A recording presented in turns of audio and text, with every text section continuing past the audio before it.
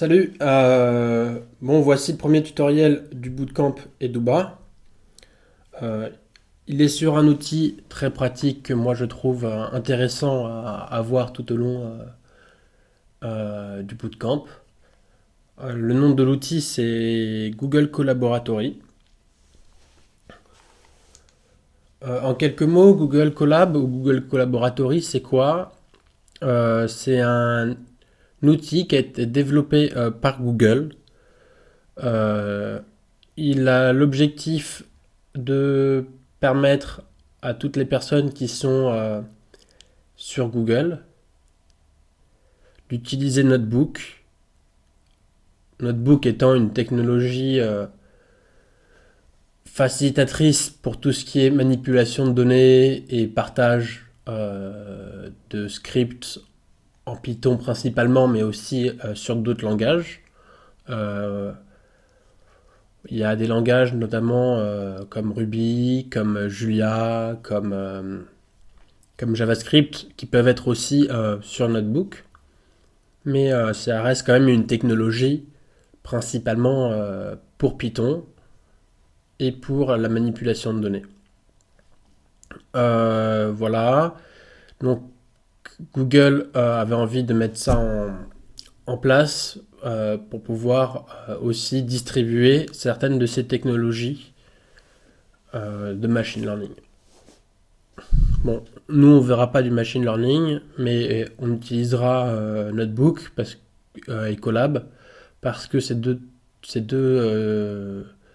technologie Notebook et Colab sont très pratiques pour apprendre et très pratiques aussi pour collaborer et pour faciliter le travail des personnes qui corrigent.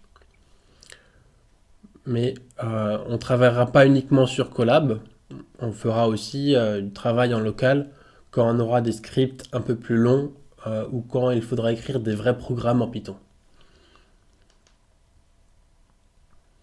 Voilà, donc comme je vous l'ai dit un petit peu tout à l'heure, c'est que l'intérêt de Colab est surtout dans l'analyse de données et la manipulation.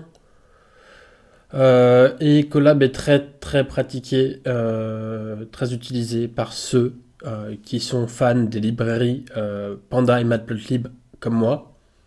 Panda c'est une librairie pour faire un peu du XL sur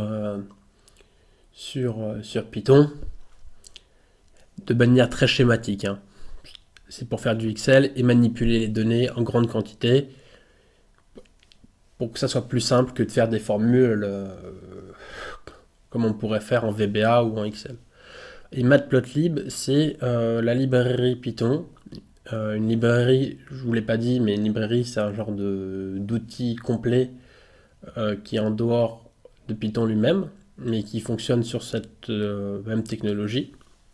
Matplotlib est donc une librairie qui fait de la data visualisation, c'est-à-dire des graphes, euh, des charts, des camemberts, etc., etc., pour faire en sorte de mettre en valeur les données et les exporter parfois, faire des belles présentations derrière.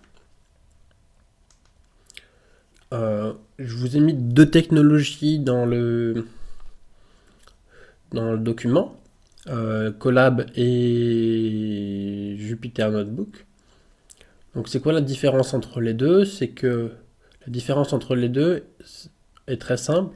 C'est que Google Colab utilise la technologie Notebook distribuée par Jupyter. Donc Colab utilise Jupyter Notebook, en gros. Mais Colab, c'est une interface différente. Parce que au lieu de le distribuer, au lieu d'utiliser l'outil de Jupyter Notebook directement, Google s'est dit, on va reprendre la même technologie et on va le mettre sur le cloud pour faciliter l'accès aux informations, un peu comme on fait avec Google Sheet ou Google Slide.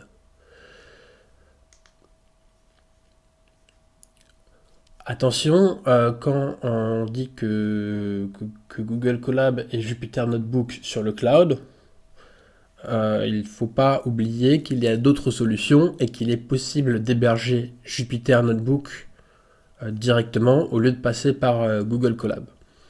Le concurrent le plus connu, en tout cas celui que je préfère à Colab, c'est Kaggle. Le gros avantage de Kaggle sur Colab, c'est qu'il est dans une suite un peu de data, c'est-à-dire qu'il y a plein de fichiers SQL, de fichiers Excel pour pouvoir qu'on peut récupérer directement en un clic sur Kaggle et après les connecter à son Jupyter Notebook. Alors que Colab ne le fait pas forcément, mais Colab a des outils intéressants aussi. Donc voilà, si vous voulez en savoir plus sur Colab, vous pouvez aller sur ces 3 liens et sur les concurrents aussi. Donc je vous invite à faire un petit tour, même si ce n'est pas vraiment obligatoire.